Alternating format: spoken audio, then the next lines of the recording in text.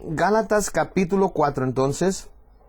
Esta mañana comenzando con el versículo 12 y vamos a de hecho tener un breve momento, no de alguna enseñanza doctrinal que lo que Pablo ha estado haciendo en Gálatas, sino que solamente una nota personal, diciendo aquí a los Gálatas. Ahora, al recordar, él ha estado hablándoles de cosas muy pesadas. Comienza en el capítulo 1 y les dice, no he visto a gente jamás que tan rápidamente se haya apartado de Cristo como ustedes. Que vayan y sigan otro evangelio, sigan otra enseñanza, sigan a otro Jesús. Y les dice, no me importa si soy yo mismo el que viene y les quiere enseñar algo diferente acerca de Jesucristo, que sean anatemas, que sean condenados a lo más profundo del infierno, es la palabra griega. Nos dice que si un ángel del cielo viniera y enseñara algo diferente, otro evangelio, por ejemplo. Es interesante que José Smith de la iglesia mormona fue lo que dijo. Dijo que el ángel moroní había venido y le había hablado de otro evangelio. Y que un día nosotros que somos hombres seríamos dioses como Dios lo fue un día hombre y luego se hizo Dios y un día estaremos en el cielo y seremos dioses de nuestro propio planeta. Si es hombre, si es mujer, no.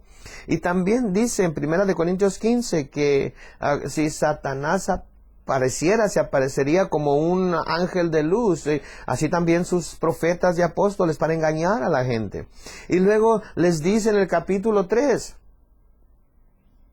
son tan necios que habiendo comenzado en el Espíritu, ahora quieren terminar o perfeccionar su fe por las obras de la carne. ¿A quién les ha engañado? Así es que está hablando palabras muy duras, por así decirlo, a veces a los Gálatas. Y luego está pasando por algunos asuntos doctrinales, queriendo ayudarles a que no se devuelvan al judaísmo, a ponerse bajo la ley, porque bajo la ley no hay salvación.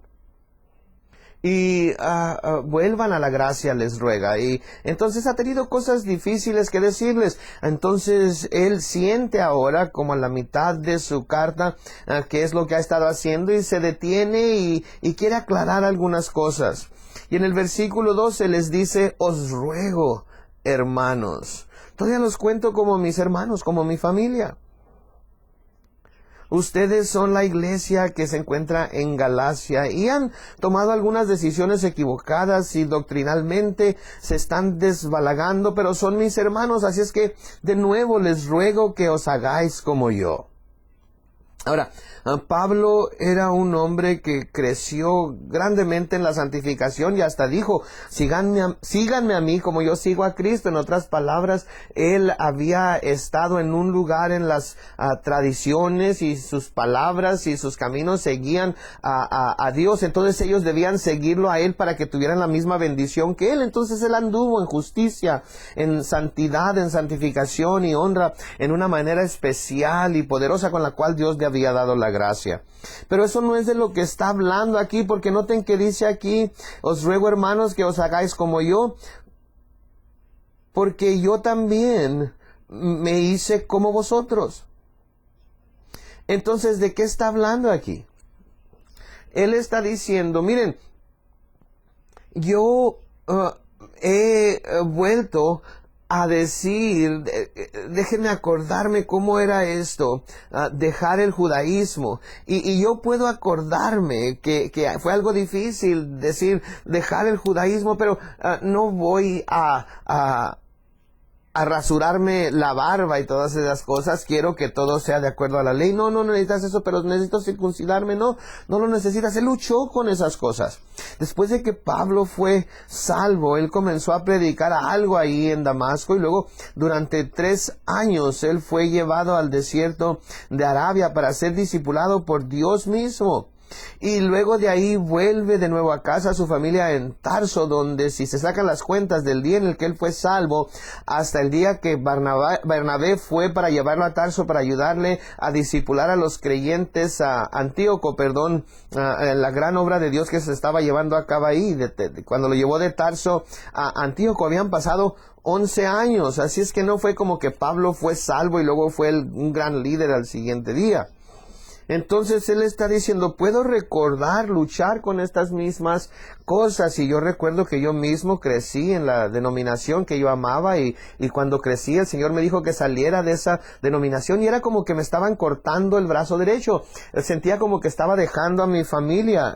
Era lo mismo que el cristianismo, y Pablo aquí está teniendo luchas con esta noción de que en esencia está diciendo, me he convertido en uno de ustedes. De hecho, he dicho, Señor, dime cómo puedo tener misericordia y cómo puedo relacionarme a la iglesia de Gálatas, de los Gálatas y las luchas que ellos tienen. Y era temeroso para él, era algo de temor para él, porque hizo a un lado el judaísmo y ahora en lugar de adorar los sábados, estaban adorando los domingos y se levantaban el sábado y no iban a la sinagoga y se sentía como que eran peces fuera del agua y las dificultades que esto traía. Y luego alguien los agarró en una cafetería y les dijo, hey, deben de seguir practicando el judaísmo y estas son las razones, y quizás los trataron de convencer y se sintieron culpables, y luego la familia los hizo a un lado, y algunas de estas personas sin duda su esposa o esposo las dejó porque ellos eran judíos y no querían adoptar el cristianismo, y esas cosas se dieron en su vida. Y aquí él dijo, he vuelto a ser como ustedes, pero al mismo tiempo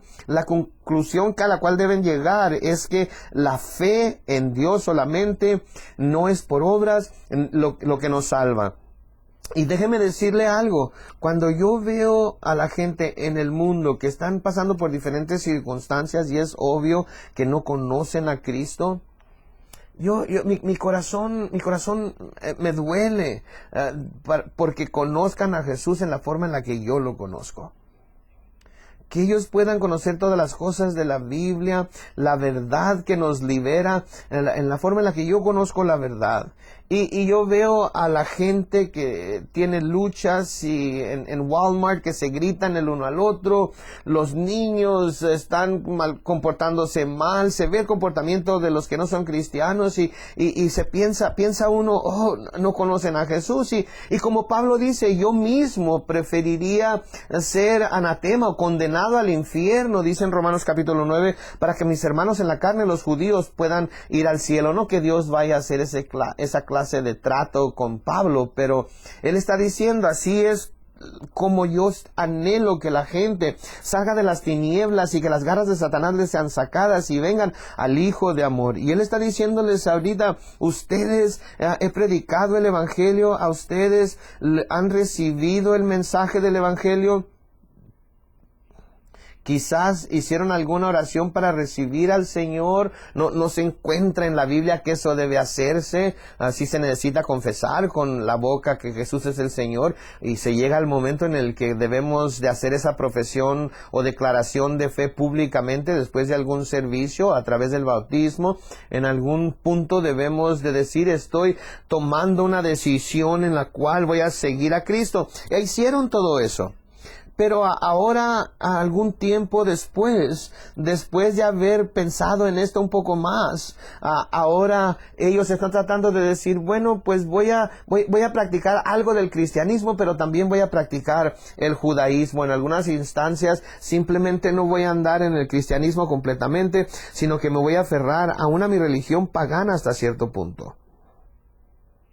Y Pablo, cuando escuchó acerca de esto, él dijo, esto viene del diablo, y cualquiera que los haya convencido de que pensaran de esa manera, que sean condenados a lo más profundo del infierno. Pero al estar hablando con esta gente de la iglesia de Galacia, se da cuenta que para muchos de ellos no habían tomado esa decisión de ser un discípulo de Cristo. Jesús dijo que fuéramos al mundo y hiciéramos discípulos. No a gente que viniera a la iglesia los domingos en la mañana o gente que pongan un pescado en su auto. La palabra discípulo es una transliteración del griego al español y al inglés, porque no hay una palabra ni en inglés ni en español que signifique lo mismo, de manera que se toman las palabras del griego y se traducen al español. Es una transliteración y decimos, ¿a qué se parece eso? Bueno, pues parece que dice discípulo o lo que sea. Se convierte en una palabra que tiene sentido para nosotros y de hecho se crea una nueva palabra. Y luego tenemos que decirle a la gente, discípulo, ¿qué es discípulo? Esa no es una palabra en español, como dicen los cristianos. Bueno, la creamos, no fue una palabra en español desde el principio, la hemos creado porque significa ser alguien que aprende continuamente. Se tiene entonces diferente gente en el cuerpo de Cristo, se tienen profetas. Los profetas son aquellos que tienen una poderosa palabra de Dios y al empezar a hablarlo todos somos movidos. Parece ser que la tierra está temblando, hay un temblor.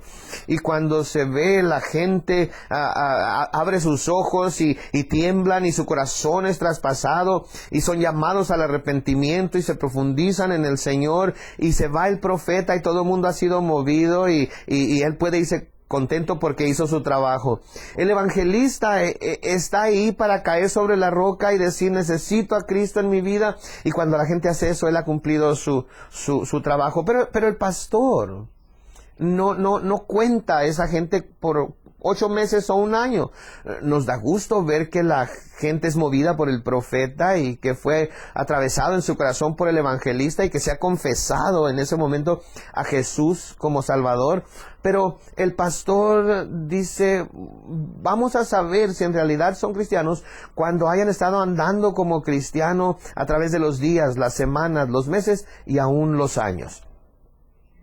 Y aquí estos Gálatas están diciendo, sí, por las primeras semanas era grandioso, estaban emocionados, pero luego cuando se dieron cuenta que la primera reunión familiar, todo el mundo los está corriendo, ya no quieren platicar con él porque es cristiano, entonces sienten lo doloroso que es seguir a Cristo y lo que les va a costar, y se dan cuenta que en la próxima reunión van a decir, sí, soy cristiano, de vez en cuando voy a la iglesia, pero no lo soy en realidad, y entonces le dan la bienvenida que sean parte de la familia una vez más. Pero quiero ser cristiano, pero no que me cueste la familia. O lo que sea, la dificultad que se manifestara. Y Pablo les está diciendo, yo sé lo que están pasando, yo he estado ahí. Pablo había sido fariseo y de acuerdo a las leyes de ser fariseos se tenía que estar casado para hacerlo. La organización fariseica se decía que no se podía seguir a Dios al menos que se haya sufrido profundamente, y no hay manera de sufrir profundamente al menos que se esté casado. Entonces por eso era una ley que la gente se casara para que pudiera sufrir profundamente para ser buenos ministros. Así es que para que Pablo fuera fariseo tenía que estar casado, pero luego lo vemos como que no estaba casado. La especulación es que su esposa le dijo, si eres cristiano, quiero divorciarme de ti, no quiero tener nada que ver contigo. Le costó a Pablo grandemente entonces su cristianismo, y él les está diciendo, yo he estado ahí, yo sé lo que ustedes están sintiendo, yo sé que van a perder cosas, van a perder familia, les va a costar, pero estoy acordándome de las emociones y sentimientos que yo sentí cuando mi esposa se divorció de mí, o cuando mi familia ya no quería tenerme entre ellos, o cuando mis amigos judíos me dieron la espalda y ahí en el puesto de falafels me escupieron en lugar de despacharme, y he aprendido a decir, bueno, pues estas cosas van a suceder, así es que me voy a mover hacia adelante, y entonces no son ustedes, sino que se trata de traer a sus hijos y a sus esposas, y sus hijos los golpearon en la escuela porque ahora creen diferente. Entonces es una cosa más difícil, es una situación con la que yo quiero simpatizar, en la que me quiero identificar con ustedes, y mi corazón es que ustedes puedan ver por encima de todo esto, no importa cuán dolor, no importa cuán dificultad, no importa lo difícil que sea para ustedes negarse a sí mismos, tomar su cruz y seguir a Jesús, lo que sea que tengan que hacer, lleguen a donde yo estoy, porque conocer a Jesús, tener compañerismo con Jesús, amar a Jesús, andar con Jesús, espero que ustedes puedan hacer a un lado estas dificultades pronto y puedan llegar a donde yo estoy. Y luego les dice, ningún agravio me habéis hecho. Y mucha gente estaba diciendo, quizás, ¿saben qué? Pablo está diciendo que hemos dejado el cristianismo y está enojado con nosotros porque alguien vino a predicar en la iglesia que a él no le gustó y tuvo cosas malas que decir acerca de Pablo. Y podemos recordar que de hecho no ha pasado mucho tiempo antes de esto, en donde llegamos a 2 de Corintios, la última carta de Pablo, en donde él básicamente dice que todo el mundo lo ha dejado. dejado. Todas las iglesias en Asia, que era Asia Menor, en Turquía para nosotros en nuestros días, habían hecho a Pablo a un lado, habían dicho que era un hereje, que no quería nada tener que ver con él, y por eso Dios lo había puesto en la cárcel. Y hasta Timoteo, su hijo en la fe, estaba listo para abandonarlo. Se puede leer en la primera capítulo de segunda de Timoteo y Pablo le dice, no, Timoteo, la otra gente me puede dejar y Dios tenga misericordia de ellos, pero tú no puedes dejarme, porque cuando yo estuve delante de Nerón, nadie estuvo conmigo, todos huyeron, nadie quería ser asociado conmigo, que Dios no se los tome en cuenta el día del juicio, pero Cristo estuvo ahí conmigo. Fue algo poderoso, Él estuvo ahí conmigo de una gran forma. Entonces Pablo está diciendo, miren, esto no es porque ustedes me hayan causado algún agravio, porque me lastimaron y ahora quiero regañarlos por ello. No es lo que está sucediendo, pero eso es lo que algunos de ellos pudieron haber estado pensando. Y en el versículo 13 dice, pues vosotros sabéis que a causa de una enfermedad del cuerpo os anuncié el evangelio al principio, y no me despreciasteis ni desechasteis por la prueba que tenía en mi cuerpo, antes bien me recibisteis como a un ángel de Dios, como a Cristo Jesús. ¿Dónde pues está esa satisfacción que experimentabais? Porque os doy testimonio de que si hubierais podido, os hubierais sacado vuestros propios ojos para dármelos.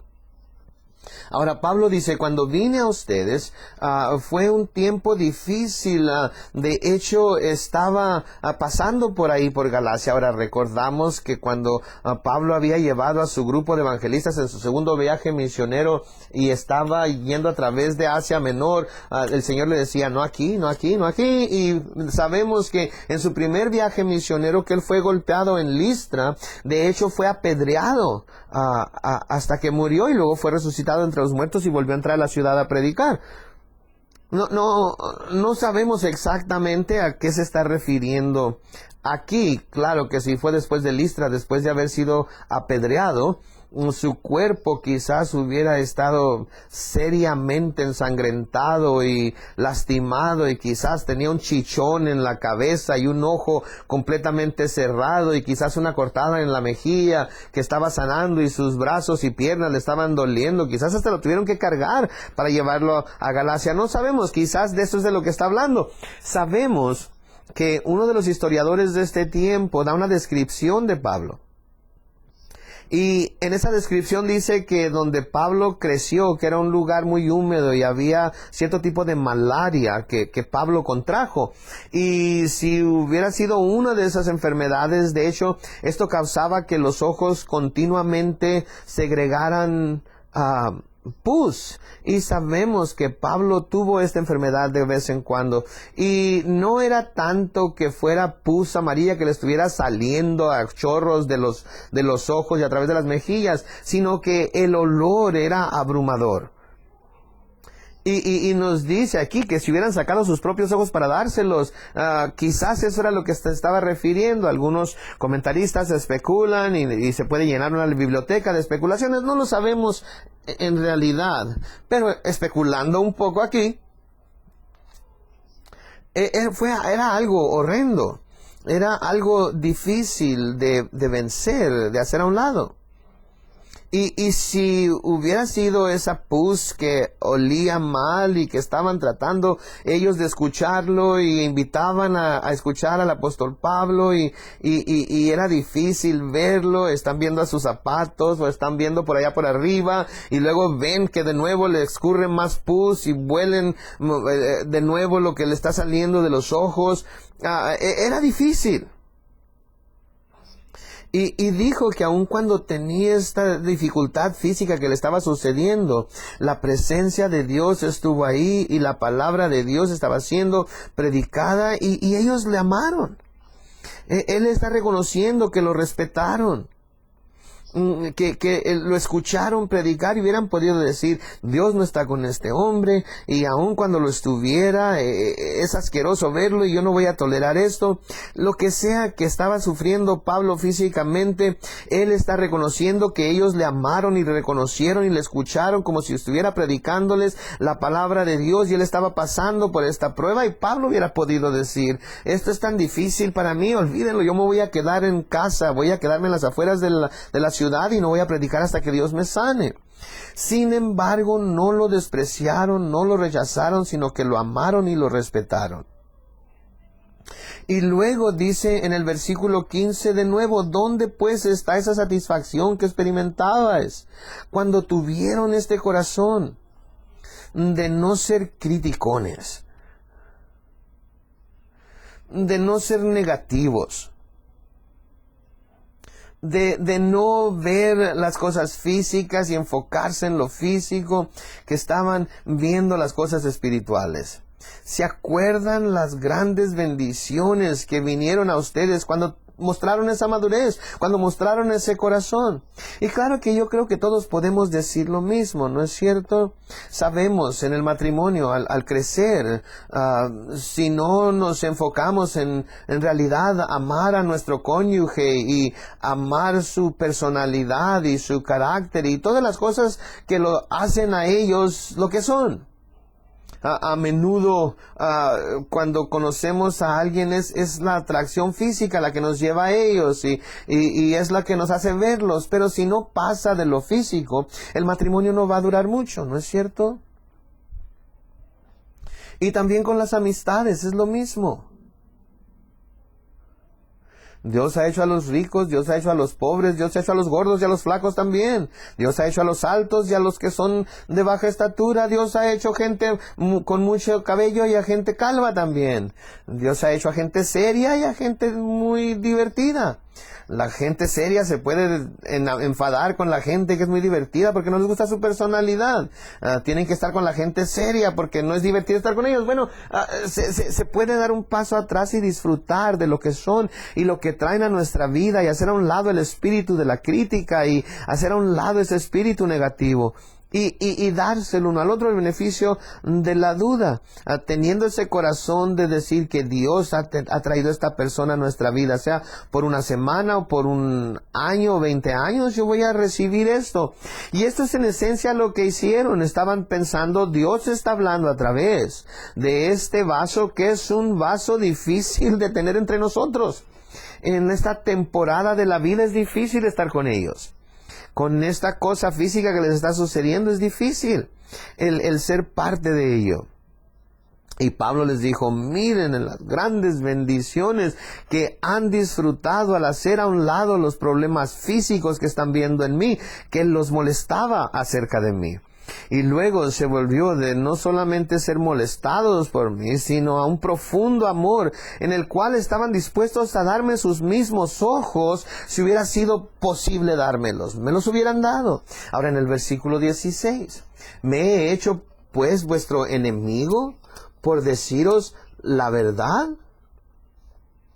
Saben, toda relación personal tiene que ser probada, ¿no es cierto? Y probada en formas a veces muy profundas y difíciles. Y la gente a la que estamos más cercanos, a veces no son gente con la que nos divertimos solamente. Es gente con la cual hemos pasado tiempos muy, muy difíciles y ha habido momentos en los que no queremos ser parte de su vida, ni parte de lo que sean su círculo de influencia. Queremos apartarnos de ellos y lo que sea mi grupo de amigos ya no son ellos parte de ese grupo. Y todos hemos tenido parte en eso. Hemos pasado por la noche oscura del alma con nuestros padres, con nuestros hijos, en nuestro matrimonio, en nuestra iglesia, con nuestra familia, nuestros amigos. Todos pasamos por ello. Y si logramos sobrevivir ese tiempo, llegamos al otro lado viéndolo y a veces son mentiras de Satanás las que hemos estado viendo y creímos que esto era cierto y después de haber luchado con ello, nos damos cuenta que es lo contrario. Y no podemos creer que hayamos sido tan engañados para poder haber reaccionado como reaccionamos y nos da gusto haber tenido el amor de Cristo y el compromiso para habernos permanecido en esa relación personal o en esa amistad o con ese grupo de personas. Y luego, de nuevo, él está volviendo y está diciendo, miren, yo no sería un buen pastor, un buen apóstol, un buen amigo, si no les hubiera dicho toda la verdad. Y yo quiero detenerme aquí y decir algo aquí de nuevo. Que hay más verdades negativas en la Biblia de las que hay verdades positivas en la Biblia. Y hay muchas iglesias que están tratando de decirles simplemente vengan y les haremos sentirse bien y se pueden ir después de un tiempo muy corto y tendrán el mismo cristianismo, el mismo crecimiento, la misma profundidad que una iglesia que está enseñando versículo a versículo la Biblia, que está pasando más tiempo luchando con estas cosas, y ese no puede ser el caso.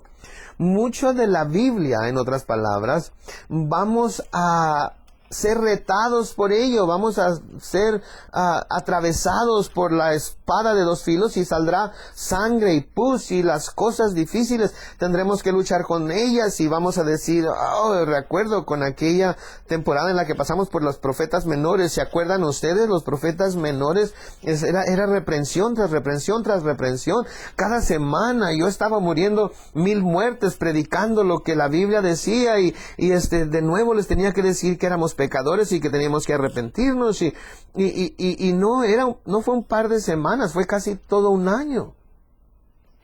Eran cosas del Antiguo Testamento, eran cosas profundas de Dios, no eran fáciles de explicar, se tenía que en realidad querer escuchar y explicar y se puede pasar por esos tiempos en donde el poder de Dios se manifiesta y es un tiempo de crecimiento, no se puede ni explicar. Era algo profundo que Dios estaba haciendo y así es que fuimos agradecidos por ese tiempo, por la palabra de Dios y lo que Él nos estuvo diciendo y esas cosas que nunca hubiéramos escogido a predicar, pero Dios las escogió por nosotros. Y de nuevo, al luchar a través de las Escrituras, nos damos cuenta que no siempre es un cristianismo que nos hace sentir bien, no es siempre cosas que nos van a hacer sentirnos ligeros sobre nuestros pies y sentir amor y bondad. Y a veces es reprensión, a veces es un mensaje pesado el que se nos está dando. Y Pablo aquí les está diciendo, no digan, bueno, pues ¿saben qué? Voy a escuchar a Pedro y a Apolo y a Santiago, pero no quiero escuchar a Pablo. Porque Pablo parece ser que es un tipo negativo que siempre quiere decirnos lo que estamos haciendo mal. Ese no era el caso. Pablo simplemente había establecido estas iglesias, por lo tanto sentía responsabilidad como padre espiritual, por así decirlo. Él lo dice que se tienen muchos tíos, pero se tiene un solo padre. Y yo sé que todos estos tíos quieren llevarlos al zoológico y quieren llevarlos a Seaport Village a que se diviertan y jugar a la pelota con ustedes. Y me da gusto que ellos estén ahí para ustedes. Pero yo soy el papá y yo tengo que venir y decir las cosas difíciles también. Y no lo tomen y digan, no, Pablo es una persona odiosa y que quiero mejor echarlo por la ventana porque es tan difícil, es tan duro con nosotros. No hagan eso. Recuerden, Efesios 4, un pasaje muy poderoso. De hecho, quiero ver el versículo 15, pero no se puede ver solamente el versículo 15. Se tienen que ver los versículos que lo rodean para entender el versículo 15. Y en Efesios capítulo 4, versículo 11, dice lo siguiente. Efesios 4, versículo 11. Dice, y Él mismo constituyó a unos apóstoles, a otros profetas. Es unas cuantas páginas a la derecha, puede buscarlo en su Biblia si desea. Efesios 4, versículo 11, dice, y Él mismo constituyó a unos apóstoles, a otros profetas, a otros evangelistas, a otros pastores y maestros, a fin de perfeccionar a los santos para la obra del ministerio, para la edificación del cuerpo de Cristo, hasta que todos lleguemos a la unidad de la fe y del conocimiento del Hijo de Dios, a un varón perfecto, a la medida de la estatura de la plenitud de Cristo.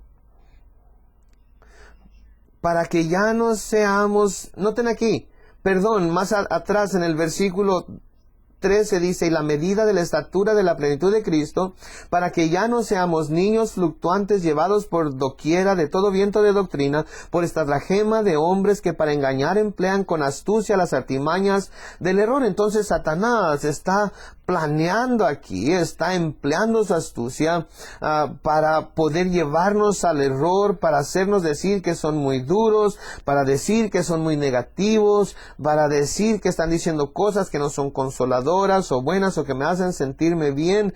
Está diciendo entonces que como líderes en la iglesia estamos llegando a donde todos estamos haciendo la obra del ministerio. Todos aquí tenemos que tener un ministerio, es así de sencillo.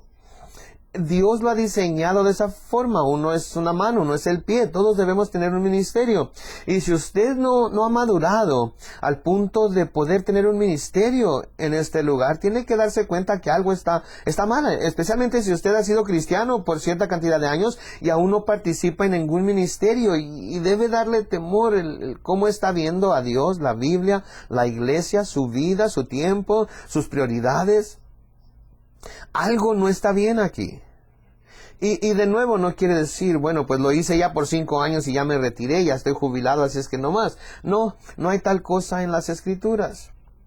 No queremos ser como hijos que son echados de un lado para otro por todo viento de doctrina hasta el punto que llegamos a no estar en un lugar saludable, madurando y creciendo en el Señor. Y luego el versículo 15 dice, todos juntos, ¿qué dice?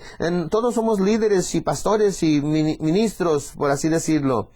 Todos estamos haciendo ¿qué? Siguiendo la verdad en amor. Entonces nos está diciendo que algunas de las verdades que tenemos que decir son difíciles de decir, pero miren que en el corazón está el amor con el que se quiere decir. Crezcamos en todo en aquel que es la cabeza, esto es Cristo, versículo 16, de quien todo el cuerpo, bien concertado y unido entre sí por todas las coyunturas que se ayudan mutuamente, según la actividad propia de cada miembro, recibe su crecimiento para ir edificándose en amor. ¿Cómo funciona entonces?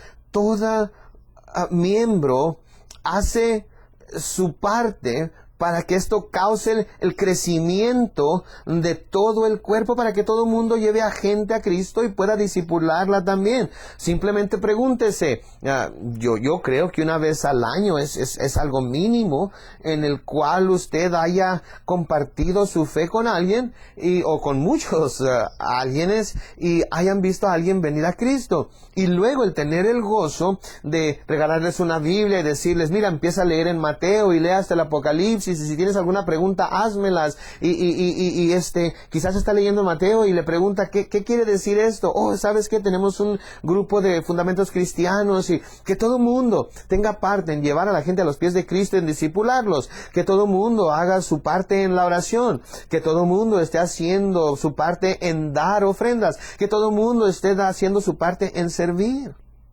Y puedo seguir y seguir y seguir con la lista, ¿no es cierto? Pero todos son como las coyunturas y los músculos y los ligamentos de las rodillas, los codos, los brazos. ¿Qué sucedería si un ligamento, si una coyuntura muere en su brazo? O un músculo se atrofia y deja de funcionar. Uno de los músculos en mi brazo no están funcionando, todos los demás funcionan, pero uno no. ¿Qué sucede con eso? Cosas serias, ¿no es cierto? Y de nuevo, este es el cuerpo de Cristo. Toda coyuntura, todo ligamento, todo músculo debe funcionar. ¿Y qué sucede ahora con el cuerpo de Cristo cuando eso está sucediendo? Es algo asombroso lo que sucede, lo que resulta. Funciona matemáticamente.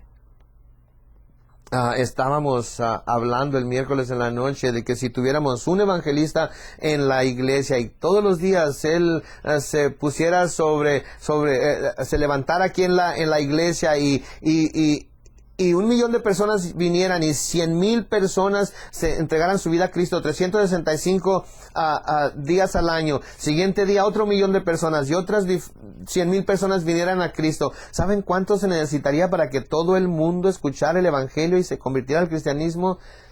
165 años. Pero ¿sabe usted que si usted decidiera ir y dirigir a alguien o llevar a alguien a los pies de Cristo y luego se pasa todo un año discipulándolo, y luego los dos van y llevan a otras dos personas a Cristo y ustedes dos se pasan un año discipulando a esos dos y luego el próximo año los 4 hacen lo mismo. ¿Saben cuánto tiempo se necesitaría para que todo el mundo viniera a Cristo y fuera discipulado por un año? 35 años. ¿No es asombroso esto? ¿Cómo la palabra de Dios es matemáticamente correcta y toda una generación podría ser salva si todo el mundo hiciera lo que se tiene que hacer? De la misma manera, en las finanzas, si todo mundo aquí diezmara, ¿saben que nuestra hipoteca sería pagada en un año y el año que siguiera pudiéramos construir edificios para todos nuestros misioneros en todo el mundo? Es asombroso cuando se piensa en lo que pudiera pasar si la gente en realidad hiciera lo que sea que Dios les está llamando a que hagan. Todo esposo que ame a su mujer como Cristo amó a la iglesia, ¿a qué se parecería eso? Es algo asombroso y tenemos que volver a ese lugar de darnos cuenta que cuando llegamos a cosas en las Escrituras, y es muy fácil para mí como pastor al estar estudiando, enseñando versículo a versículo, no tengo que andar buscando un sermón temático y Brian está predicando acerca de esto porque eso fue lo que escogió. No, estamos en estos versículos porque aquí es donde nos quedamos en Gálatas. Entonces, de nuevo, aquí cuando la gente está compartiendo la verdad, no los cuenten como enemigos, sino escuchen su corazón de amor, aun cuando la verdad sea difícil de recibir. Y de nuevo en Gálatas 4, y ahora el versículo 17 dice, tienen celo por vosotros, hablando de las otras religiones que están tratando de atraerlos a su religión, pero no para bien, sino que quieren apartaros de nosotros, para que sean parte de sus organizaciones, para que vosotros tengáis celo por ellos. Ahora, de nuevo, lo hemos dicho muchas veces, si una secta piensa que su grupo es el único que está bien, se tiene que estar bien con esa organización para poder estar bien con Dios. No, entonces esto no vendría de Dios. Hay gente aquí que se va de nuestra iglesia, que se van a donde sea que se vayan porque están en el servicio militar, se van a Kentucky o lo que fuera y encuentran una gran iglesia wesleyana o bautista para ir y alabamos a Dios porque lo han encontrado. No decimos, como no es Calvary Chapel, no es de Dios. Nos da gusto que no seamos denominacionales, que no tenemos que excluir a gente para que sea parte de nuestro propio grupo. Somos los mejores, claro, pero eso no viene al caso. La verdad solamente puede crecer en el Señor en nuestro movimiento. Claro que estoy bromeando, eso no es la verdad, pero se está diciendo que están tratando de darle todo este tipo de atención y los hacen sentirse tan importantes, llevándolos a comer y tratándolos como que, aquí estás, ahora viniste a visitarnos, es que voy a platicar contigo. Y en cuanto se acaba esa clase de traerlos a su organización, se puede ver que la luna de miel termina rápidamente. Pero en el versículo 18 parece ser que está en contra de ser celoso. Dice, bueno es mostrar celo en lo bueno siempre, y no solamente cuando estoy presente con vosotros. Entonces el celo no quiero apagar ese celo, quiero que haya celo, pero para lo bueno. Cuando vemos la Biblia se nos dice que seamos celosos. En Tito se nos dice que Dios nos crea a nosotros para ser un pueblo celoso de buenas obras. Yo me siento emocionado cuando la gente está en el ministerio. Sentimos a gente que está emocionada por el orfanatorio y yo no entiendo por qué la gente no le da gusto cuando hay gente que viene al grupo de alcohol, al grupo de recuperación de alcohol y drogas, y deberíamos de hablar todos los días de eso. Y me encanta cuando hay gente celosa por ese ministerio, pero estamos emocionados por lo que Dios está haciendo en ese ministerio. Y cuando vemos las escrituras en Apocalipsis, a la iglesia de Éfeso le dice que todo lo que están haciendo es grandioso, pero no tienen amor. Y si ese amor no está presente, entonces no va a tolerarlo. Entonces les dice que sean celosos, que levanten sus manos a Dios cuando canten. Y la Biblia nos dice que tengamos un amor ferviente los unos por los otros, que estemos celosos por vernos los unos a los otros, amarnos los unos a los otros, platicarnos los unos a los otros, y que con celo adoremos al Señor. Es algo hermoso el poder estar con gente que está emocionada por el Señor. Y en el versículo 19 dice: hijitos míos, por quienes vuelvo a sufrir dolores de parto hasta que Cristo sea formado en vosotros. Fue algo difícil luchar contra ustedes y contra los cultos, contra las sectas, contra el judaísmo, para poder traerlos a una relación con Cristo. Fue algo difícil, fue un gran sufrimiento, y fue como dolores de parto, pero he tenido que hacer esto de nuevo. ¿Hasta qué? Hasta que Cristo sea formado en vosotros. Entonces, en esencia les está diciendo que fueron creyentes, pero se han apartado de Cristo y necesitan volver a Él. Entonces tienen que hacerse cristianos de nuevo, rededicar su vida. De nuevo, vamos a estar hablando más de esto en los miércoles por la noche, acerca de si se puede perder la salvación. Pero aquí está diciendo: voy a trabajar de nuevo para verlos nacer de nuevo hasta que Cristo sea formado en vosotros. Entonces, no solamente por unos meses o por una semana, sino hasta que Cristo esté en ustedes y ustedes estén en Él, y estén andando y caminando y teniendo compañerismo de tal forma como Jesús mismo lo hubiera hecho. Y sigue diciendo en el versículo 20: quisiera estar con vosotros ahora mismo y cambiar de tono, pues estoy perplejo en cuanto a vosotros. Quisiera estar con ustedes ahorita mismo, y quisiera que pudieran escuchar mi voz. Con las cartas es difícil, ¿no es cierto? Es difícil saber si están gritando, si su voz es suave, o si son intensos, o si están relajados, y están diciendo: yo estoy siendo intenso, el tono de mi voz es apasionado, es de una preocupación, porque lo estoy. En realidad estoy preocupado de que hayan dejado a Cristo y hayan seguido a un Cristo diferente y un evangelio diferente, porque eso no es el evangelio verdadero. En el capítulo 5 va a tener cosas que decir acerca de eso, pero aquí dice: pues estoy perplejo en cuanto a vosotros. Y esto es algo que debe dar temor. Yo he estado en muchos funerales en los últimos 30 años como pastor asistente, pastor de jóvenes, y como pastor durante 27 años, y es algo difícil. Tener un funeral cuando alguien no ha estado siguiendo a Cristo por los últimos meses o años. Claro que toda la familia está diciendo: pero déjame decirle, cuando tenían 14 años recibieron a Cristo y estaban tan fervientes por Él, y déjame decirte lo que hicieron. Sí, pero ahora tienen 39 años. De 14 a 16 eran fervientes por el Señor. Sí, pero 17 a 39 es algo que debe dar temor, cuando la gente tiene que pensar en algo en el pasado, cuando están en el presente. Y eso es lo que está diciendo: en el presente están andando con Cristo. Y esa es la pregunta que se debe hacer ahorita. Necesitan nacer de nuevo, necesitan rededicar su vida a Cristo, necesitan hoy volver y al leer Efesios 4, quizás tiene un músculo que está atrofiado, que no está funcionando, o quizás es uno de los ligamentos o coyunturas aquí en la iglesia que no está funcionando como debería de funcionar. Han hecho a un lado el ministerio, a un lado el buscar a Dios. Quizás al decir yo algo como que deben amar a su esposa como Cristo amó a la iglesia, están pensando que su esposa me dijo algo acerca de usted. No, ninguna esposa me ha dicho nada acerca de nadie.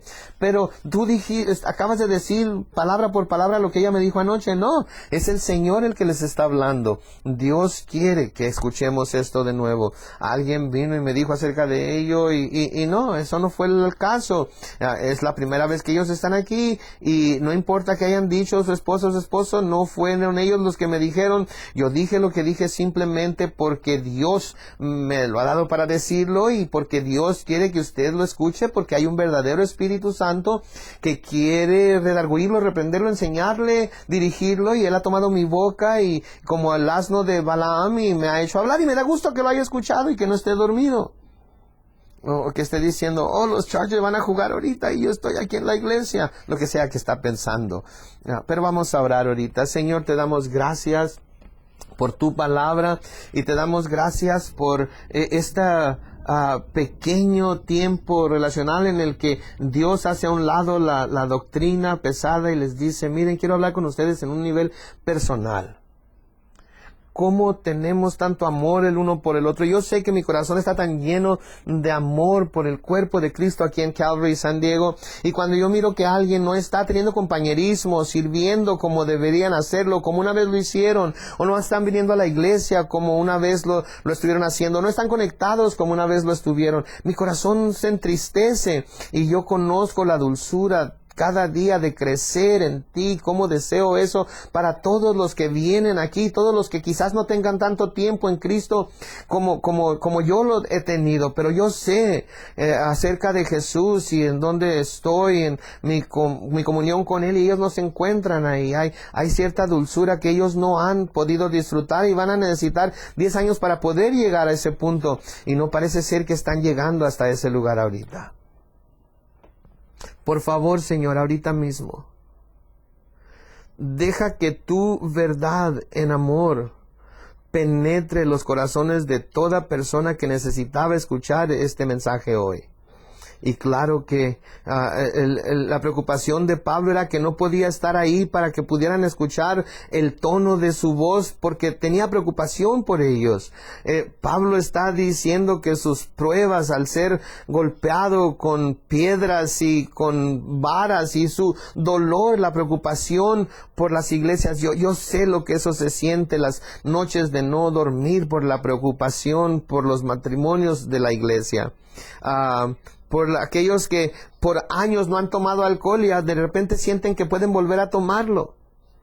O algunos de aquellos que antes ponían su enfoque en enseñarles la palabra a sus hijos y en el ministerio, y de repente y han tomado un segundo trabajo o un pasatiempos y practican deportes y tú nos has dado todas las cosas para disfrutarlas, yo lo sé. Gracias por las cosas que disfrutamos, pero no dejes que las disfrutemos sin sacrificarnos nosotros mismos y sin tomar nuestra cruz y seguirte a ti, sin entregar nuestro cuerpo como sacrificio vivo y santo delante de ti.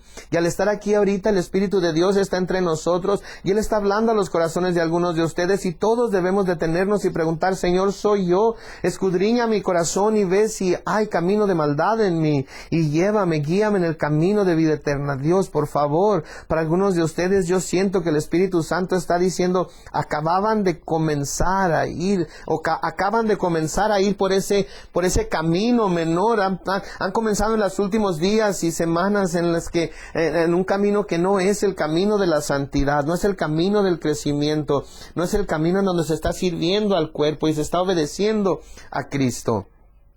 En su matrimonio, en sus hijos, en sus finanzas, en el trabajo, ustedes lo saben. Otros cristianos están viviendo así, yo sé, pero no están siendo fructuosos como ustedes lo han sido antes. Dios les está llamando ahorita a venir, a permanecer en Él, de permitir que las palabras de Él vivan en ustedes para que den fruto y tengan mucho. Quieren un poquito de Jesús, un poco de su palabra, un poco de compañerismo. De alguna manera han justificado, han dado buenas excusas, han racionalizado que no están sirviendo por esto, no están dando por aquello, no están buscando a Dios por esta razón, no vienen a la iglesia tanto como debieran por estas excusas, y han hecho estas excusas y Dios les está diciendo: no, las rechazo completamente. Ustedes han hecho este paquete y están diciendo que lo acepto, y yo no lo acepto. Hay un solo camino, hay una sola manera, una sola verdad, una sola vida, hay una sola manera en la que podemos andar como Jesús anduvo, y eso es todo. Y Él los está llamando a volver a Él, como un pastor amoroso a sus ovejas, llamándolos a estar a sus pies. Y ahorita en su corazón diga: Señor, perdóname. Señor, estoy aquí dispuesto a escuchar, todo este día, toda esta semana. Atráeme de nuevo a ti mismo. Y espero que todos nosotros estemos diciendo: estoy dispuesto, Señor. Lo que se necesite, lo que necesite ser ajustado, lo que necesita ser volteado al revés, cualquier sacrificio que se necesite hacer. Señor, te quiero a ti primero en mi vida. Límpiame, sáname, lávame, perdóname. Escudriña mi corazón ahora, Señor. Que esa espada de dos filos me atraviese. No me importa el dolor, no me importa la dificultad. Señor, llévame a ese lugar. es en donde está mi primer amor, en donde está mi primera pasión, mi primera obediencia, una completa gratitud a ti, no 10 por uno ni 20 por uno, sino 100 por uno. Gracias, Señor, de nuevo. Sé con nosotros esta noche poderosamente y danos la gracia para volver, Señor, para venir a la oración a las 5:30 y para tener pasión para adorarte y para buscarte esta noche. En el nombre precioso de Jesús, y todos dijeron, amén y amén.